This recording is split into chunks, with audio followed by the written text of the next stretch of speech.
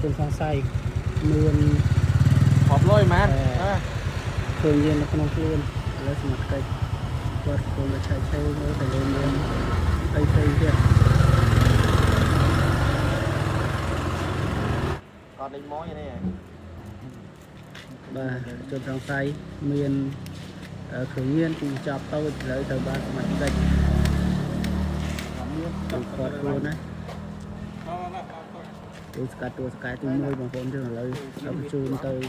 ប៉ុស្តិ៍វិញមកពីណាវិញហ៎nhiệt đánh cho tao mất không ក៏ឥឡូវប៉ុស្តិ៍đánhទៅដល់វិញជឿបាទគាត់ស្គាល់គ្រឿងលេងនោះឥឡូវមកកាក់ណៃទៀតហើយទៅសិនណាបាទឥឡូវជនសង្ស័យមានគ្រឿងញៀននៅក្នុងខ្លួនទៅបានសមត្ថកិច្ចខណ្ឌសីកែវបានប្រជុំទៅប៉ុស្តិ៍ហើយមិញទៅគឺក្មេងស្ទាវដេញគ្នាច្រើនម៉ូតូទៀតបាទផ្អើលមិញបាទនេះជាកង់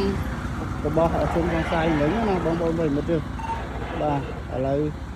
សមត្ថកិច្ចយកទៅប៉ុស្តិ៍ហើយបាទឥឡូវសមត្ថកិច្ច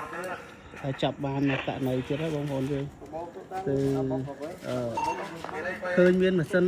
Food Panda ប៉ុន្តែយើងអត់ដឹងថាគាត់យកពីណាមកទេបងប្អូនយើងទុកឲ្យសមត្ថកិច្ចគាត់សួរនាំបន្តទៀតចា៎ជុំវិញនឹងករណីបាទគាត់